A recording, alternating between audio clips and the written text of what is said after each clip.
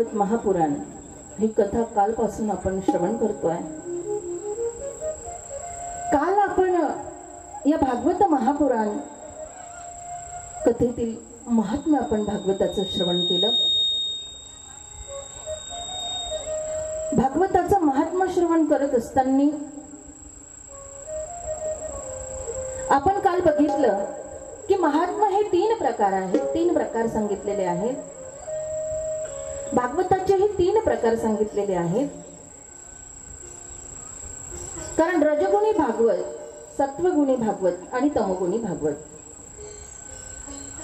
थोडक्यात कालच्या ठळक बातम्या तुम्हाला सांगते की भागवतामध्ये रजगुणी भागवत म्हणजे 7 दिवसाचं जे भागवत परीक्षिती राजासाठी शुकदेवांनी जे सांगितलं ते भागवत म्हणजे रजगुणी भागवत आहे। तमोगुणी भागवत हे भगवान शिवशंकरांनी केलं, कारण विश्वाचं पालन त्या ठिकाणी मी करतोय, परंतु एवढं सामर्थ्य माझ्यामध्ये नाही। मग भगवान श्री विष्णूंना भगवान शिवशंकर प्रार्थना करतायत की काय करावं। त्यावेळेस भगवान विष्णूंनी सांगितलं की तुम्ही भागवत करा, आणि जे भगवान शिवशंकरांनी भागवत केलं ते म्हणजे तमोगुणी भागवत। त्यानंतर सत्वगुणी भागवत, भगवान विष्णूंनी लक्ष्मी मातेला 1 महिनाभर जे भागवत करायला सांगितलं ते म्हणजे सत्वगुणी भागवत आहे।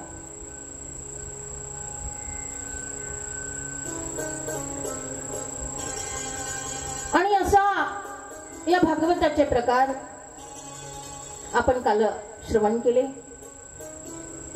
आपण बघितलं, कालही मी बोलून गेली की भागवत कथा ही अशी आहे, भागवत महापुराण असं आहे की तुम्ही जेवढं त्या ठिकाणी कथा बघत जाल, जेवढा अभ्यास करत जाल, तेवढं ते आपल्याला ते दिवस कमी पडतात। खरं भागवत हे 7 दिवसामध्ये आपण बघतो, परंतु आपल्याकडे 5 दिवस आहे। 5 दिवस म्हणजे तसं बघायला गेलं तर 5 दिवस सुद्धा आपल्याकडे खूप आहे, कारण ज्यावेळेस राजा परीक्षिती आणि त्यांना प्रश्न पडला की 7 दिवसामध्ये जीवाचा उद्धार कसा होऊ शकतो, कसा मोक्ष प्राप्त होऊ शकतो। आणि त्यावेळेस नारदजी म्हणतात, अरे 7 दिवस खूप झालेत। शुकदेवजी परीक्षिती राजाला समजावून सांगतात, अरे खटवंग राहायला तर किती 1च तास होता, 1च तास उरला होता, तरी देखील त्यात मोक्ष प्राप्त झाला, तर आपल्याला का म्हणून होणार नाही। आणि हे सांगत असताना बघा, ही कथा श्रवण करत असताना फक्त शुद्ध अंतकरणाने ती श्रवण करायची आहे, शुद्ध अंतकरणाने। त्यावेळेस आता या महात्म्यामध्ये आपण बघितलं की शौनक ऋषी आणि शौनक ऋषींना जे काही प्रश्न शौनकांनी सूतजींना केले, त्या प्रश्नाचं निवारण करत असताना सूतजी एक महात्म्य जीवाला पटवून देतात की जीवाचं परम ध्येय काय असावं। कारण ही कथा नैमिष्यामध्ये, नैमिष्ये सुतमासिनम अभिवाद्य महामती, हो, नैमिष्यारण्यामध्ये 88,000 शौनक असताना सूतजींचं आगमन त्या ठिकाणी होत आहे, आणि सूतजी 88,000 ऋषींना ही कथा सांगताय। आपण काल बघितलं, सूतजी हे वयाने लहान आहे पण ज्ञानाने महान आहे, आणि शौनकांचं तर वय, ज्ञान, तप, साधना ही खूप आहे, परंतु सूतजींच्या मानाने ती कमी आहे। म्हणून शौनकांनी सूतजींना अग्रस्थान दिलं, व्यासपीठावर बसवलं आणि विचारताय। मग शौनक ऋषींच्या शंकेचं निवारण त्या ठिकाणी सूतजी करत असताना म्हणतात, एकदाही विशालया चत्वार ऋषियो मला। काय झालं की विशालपूर नगरीमध्ये बद्रिका आश्रम धाम इथे 4 बंधू, कोण सांगितले काल? तुम्ही म्हणाल ताई आम्ही काय खाल्लं काल ते लक्षात नाही, तुम्ही कथेतले नाव विचारताय। हो, ते चार बंधू म्हणजे कोण? सनत, सनकादिक, सनत कुमार आणि सनातन. या चार बंधू मध्ये त्या ठिकाणी ज्या चर्चा चाललेल्या आहेत, सत्संग चाललेला आहे, त्यांचं भ्रमण चाललेलं आहे. आणि ते भ्रमण करत असताना त्या बद्रिकाश्रम धामच्या तिथे नारदजींची त्यांची काय झाली? भेट झालेली आहे. आणि ती भेट झाली, पण नारदजींचा चेहरा चिंताक्रांत दिसला, चिंतातूर त्या ठिकाणी ते दिसले. आणि मग प्रश्न केला, नारदजी आपण एवढे विचारात का मग्न आहेत, चिंतेत का मग्न आहेत? आणि त्यावेळेस नारदजींनी आपल्यावर आलेलं संकट, आपली जी चिंता आहे ती त्या चार बंधूंना सांगितली. आणि ती सांगत असताना नारदजी म्हणतात, अहो मी संपूर्ण विश्वाचं भ्रमण करत असताना, या पृथ्वीचं भ्रमण करत असताना मला भक्तीचा आनंद कुठेच प्राप्त झाला नाही. मी फिरत होतो, बघत होतो, परंतु या समाजामध्ये सगळं पाखंडी भक्ती करणारे संतजन मला दिसून आले. पाखंड नाही आता संत हा. आणि मग असे संत मला दिसले, भक्तीचा आनंद प्राप्त झाला नाही. म्हणून फिरत फिरत मी वृंदावन, जिथे भक्ती आजही वास करते, त्या वृंदावन धाम मध्ये मी गेलो. आणि यमुना नदीच्या तटावर मला एक स्त्री, तरुण स्त्री रडत असताना दिसली. आणि तिच्या मांडीवर दोन म्हातारे डोकं ठेवून झोपलेले होते. आणि अनेक स्त्रिया त्या म्हाताऱ्यांना वारा घालत होत्या. आणि त्या स्त्रीने मला बघितलं, तिला थोडासा तिच्या चेहऱ्यावर आनंद झाला. आणि आनंद झाल्यानंतर त्या स्त्रीने मला आवाज दिला. आवाज दिल्यानंतर भो भो साधू क्षणम तिष्ठ. आणि आवाज दिल्यानंतर मी त्या स्त्री जवळ गेलो, तिला समस्या विचारली, तिला परिचय विचारला. त्यावेळेस त्या स्त्रीने सांगितलं, उत्पन्ना द्रविडेसह, मी द्रविड देशामध्ये माझा जन्म झाला, कर्नाटकामध्ये मी लहानची मोठी झाली, आणि ठिकठिकाणी महाराष्ट्रामध्ये मला मान सन्मान प्राप्त झाला. परंतु मी गुजरात मध्ये गेल्यानंतर मला वृद्धत्व प्राप्त झालं, म्हातारपण आलं. पण मी तसंच फिरत फिरत वृंदावन म्हणजे या ब्रजभूमीच्या वर पाय ठेवला आणि मला नवतारुण्य प्राप्त झालं. पण एक गोष्ट घडली, माझी दोन मुलं म्हातारी झाली. हे जे म्हातारी दिसतात ही माझी दोन मुलं आहेत. एक म्हणजे ज्ञान आणि दुसरं म्हणजे वैराग्य. हो, आयुष्यामध्ये भक्ती करत असताना ज्ञान वैराग्यालाही फार महत्व आहे. आणि नुसतं ज्ञान आणि वैराग्य असूनही चालत नाही, तर त्याच्यामध्ये ती भक्ती असावी लागते, ते प्रेम असावं लागतं. कारण की आमचे संत महात्मे सांगतात, अरे ज्या जीवाकडे प्रेम नसेल, त्या साधूकडे प्रेम नसेल, तर त्याचं जीवन म्हणजे कसं आहे? कसं आहे? रांडवेने जैसा शृंगारू केला, प्रेमाविहीन झाला साधू तैसा. कारण आयुष्यामध्ये कशाशिवाय जीवाला अर्थ नाही, शोभा नाही. महाराज सांगतात, भक्ती प्रेमाविन, भक्ती प्रेमाविन ज्ञान नको देवा, भक्ती प्रेमाविन ज्ञान नको देवा, भक्ती प्रेमाविन ज्ञान नको देवा, भक्ती प्रेमाविन ज्ञान नको देवा, भक्ती प्रेमाविन ज्ञान नको देवा, भक्ती प्रेमाविन ज्ञान नको देवा, भक्ती प्रेमाविन ज्ञान नको देवा, देवा भक्ती प्रेमाविन ज्ञान नको देवा.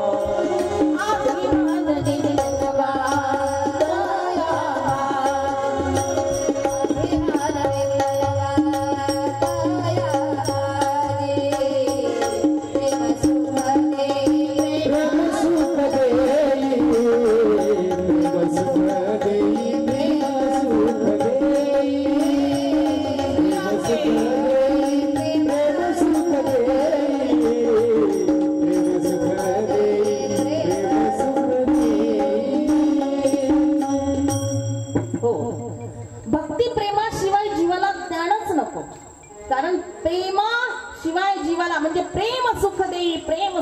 बोले प्रेमाविन नाही समाधान. अरे प्रेमाशिवाय समाधान नाही. मग तुमच्या आमच्या आयुष्यामध्ये जीवाला समाधान का प्राप्त होत नाही? तर तुमचं आमचं अशी गोष्ट आहे, जे प्रेम भगवंतावर करायला पाहिजे ते आम्ही प्रपंचावर करतो, निरर्थक गोष्टीवर,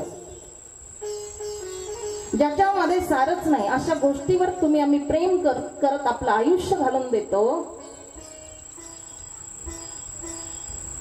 पण जीवाला समाधान प्राप्त होत नाही. मग नुसतं ज्ञान असून चालणार नाही,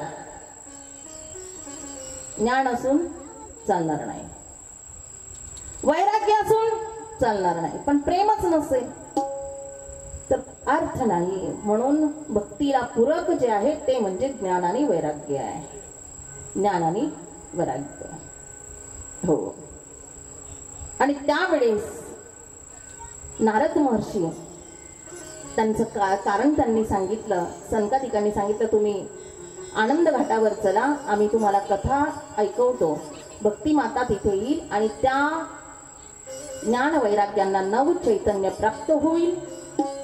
त्यावेळी नारद महर्षींनी आनंद घाटावर बद्रिका धामच्या पायथ्याशी वाळूचं सुंदर असं व्यासपीठ तयार केलं आणि त्या ठिकाणी या चारही बंधूंना बसवलं आणि त्या चार बंधूंना नारदजी प्रश्न करतायत. आता भक्ती माता कुठे येईल म्हटले, प्रत्येकाच्या हृदयामध्ये येऊन बसेल, तुम्ही काळजी करू नका.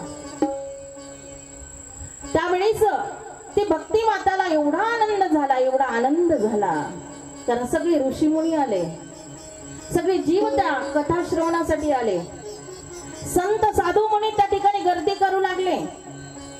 कथेला प्रारंभ होतोय कारण, आणि या ठिकाणी कथेला प्रारंभ होतोय म्हणजे भक्ती मातेला आनंद होतोय. का होतोय बरं भक्ती मातेला आनंद? आनंद होण्याचं कारण म्हणजे, कोणत्या आईला वाटतं हो आपल्या समोर आपल्या मुलांना म्हातारपण यावं आणि आपण तरुण असावं? कोणत्या आईला वाटतं आपली मुलं आजारामध्ये, त्या अंतुरणामध्ये त्यांनी आपलं आयुष्य घालवावं आणि आपण चांगलं असावं? असं कोणत्या आई बाप्पाला वाटतं? अहो, आई वडिलांना उलट असं वाटतं आपण आपल्यावर किती संकट आली तरी चालेल, परंतु आपली मुलं ही चांगली पाहिजे, आणि त्याच्यासाठीच आपण आयुष्यभर जीवाचं रान करत असतो. हो, कारण मी कालही बोलले, आई वडिलांचे उपकार तुमच्या आमच्यावर इतके आहेत की त्या ऋणातून आम्ही कधीही उतराई होऊ शकत नाही, पण प्रयत्न करणं गरजेचं असतं. आणि म्हणून तीच धुरा आज या निर्मळ परिवारातील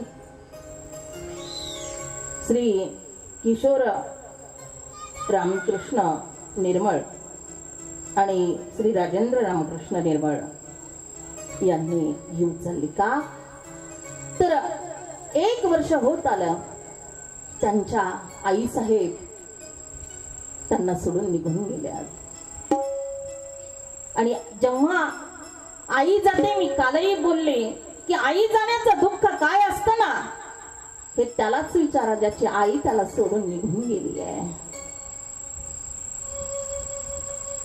अहो, आईसाठी साक्षात त्या ठिकाणी ज्याला आम्ही जानता राजा म्हणतो अशा छत्रपती शिवाजी महाराजांनी सुद्धा ज्या वेळेस राजगड जिंकला आणि राजगड जिंकला, आनंदाची वार्ता झाली, परंतु त्याच वेळेस कानावर एक वार्ता आली, महाराज महाराज राज बाबा गेले. त्या ठिकाणी बाबा गेले असं म्हटल्यानंतर छत्रपतींना सर्व काही शून्य वाटू लागलं आणि त्याच वेळेस घोड्याला टाच मारली आणि छत्रपतींनी आपल्या वाड्याकडे धाव घेतली, किल्ल्याकडे धाव घेतली. त्याच वेळेस किल्ल्याच्या द्वारासमोर आल्यानंतर आपली दृष्टी समोर फेकली तर असा दिसला शाहू महाराजांचं शेव त्या ठिकाणी धरणीवर पडलेला आहे. आणि आई साहेब जिजाऊ माता शुभ्र सफेद वस्त्र धार परिधान करून मळवट भरलेला आहे आणि त्या ठिकाणी महाराजांच्या पायथ्याशी बसलेले आहे. शून्याकडे त्या माऊली आईची नजर आहे.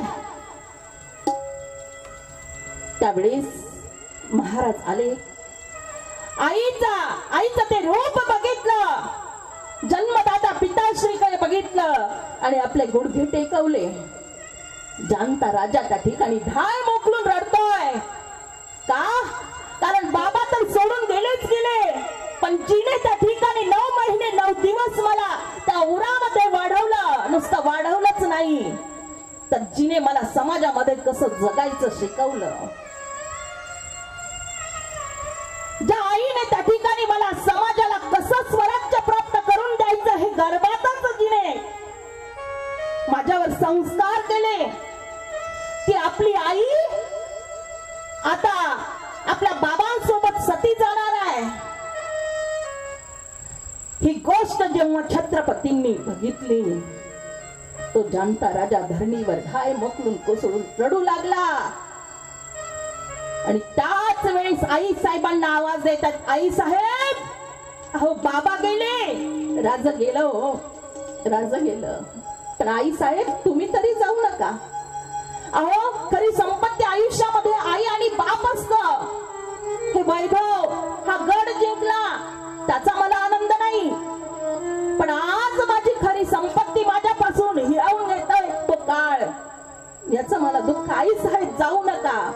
पण ती माऊली त्या ठिकाणी महाराजांकडे बघत नाहीये, छत्रपतींकडे बघत नाहीये. शिवाजी महाराज त्या ठिकाणी आईची विनंती करतायत, पण शून्याकडे नजर लावलेली ती माऊली आता सती जाणार हे ठाम होतं, ठरलेलं होतं. त्याच वेळेस शिवाजी महाराजांनी युक्ती केली. छोट्याशा असणाऱ्या संभाजी राजांना बोलवलं आणि सांगितलं, राजा तुमच्या आजी साहेब सुद्धा आपल्याला सोडून चालल्याय, जा त्यांना थांबवा, ते आमचं ऐकत नाहीये. अहो आई काय असते हो, आईवर बोलायला गेलं ना माई बाप्पांना शब्द पुरे पडतात. आणि त्यावेळेस छोट्याशा शंभूराजांनी त्या जिजाऊ मातेचे पाय धरले हो आणि सांगितलं, आजी साहेब नका ना जाऊ, अहो नका ना आम्हाला पोरक करू, नका जाऊ. तेव्हा आई साहेब सांगतात, राज नका, तुम्ही आम्हाला थांबवू नका, आम्हाला जावं लागेल. का जावं लागेल आजी साहेब? आम्हाला राज यासाठी जावं लागेल कारण तुमचे आजोबा गेल्यानंतर त्या ठिकाणी त्यांचे पाय कोण दाबेल, त्यांचं डोकं कोण दाबेल, त्यांची सेवा कोण करेल? आजी साहेब, मग असं आपलं माणूस गेल्यानंतर दुसऱ्या माणसाला जावं लागतं का हो? मग आजी साहेब, अहो मी अगदी छोटा असतानाच माझी आई मला सोडून गेली, तुम्ही माझं पालन पोषण केलं, मग माझ्या आईचं सुद्धा अंग दुखत असेल ना, माझ्या आईचे पाय दुखत असेल, मलाही जावं लागेल. आजी साहेब, मी सुद्धा त्या चितेमध्ये तुमच्या मांडीवर बसून मी सुद्धा तुमच्या सोबत येतो की जेणेकरून तिथे मला माझी आई भेटेल. अहो आई भेटेल, आई भेटेल हे शब्द जिजाऊ मातेने ऐकले आणि जिजाऊ माता त्या ठिकाणी आपलं सती जाण्याचं रद्द केलं. कारण ते आईचं काळीज होतं आणि ते आईचं काळीज फक्त आईच जाणू शकते. म्हणून अशा आई वडिलांचे तुमच्या आमच्यावर खूप उपकार आहेत.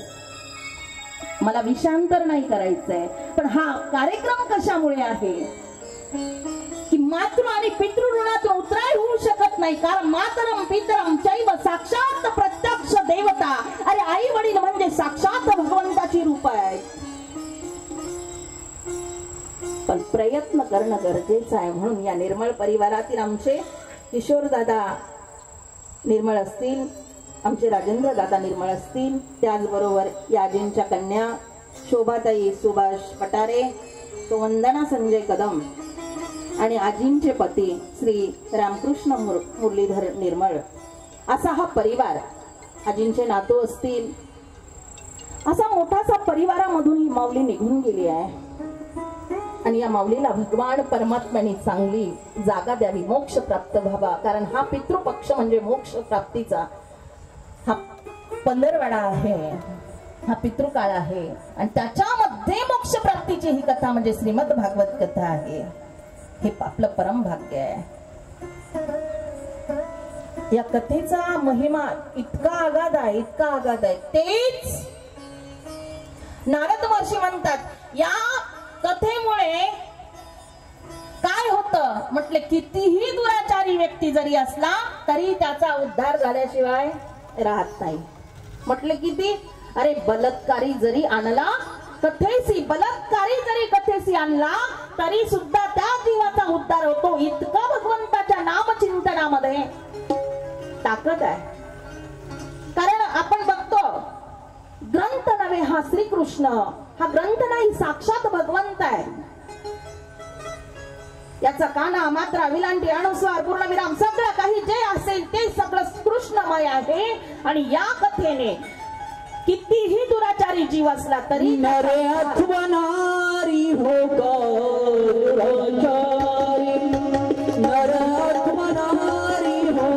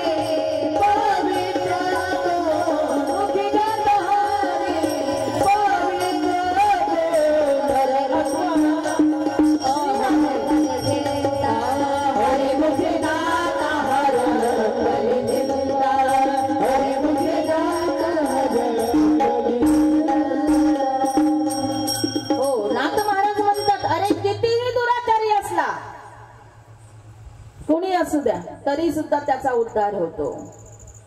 मग नारद महर्षी म्हणतात याला काही प्रमाण आहे की, आहे का काही प्रमाण? म्हटले आम्हाला काही त्याचा कथा सांगा एखादी. त्यावेळेस संकादी सांगतात की तुंगभद्रा नदीच्या तीरी उत्तम नगर नावाचं एक नगर होतं आणि त्या नगरामध्ये आत्मदेव नावाचा ब्राह्मण राहत होता. खूप दानशूर आणि सदाचारी असा हा ब्राह्मण.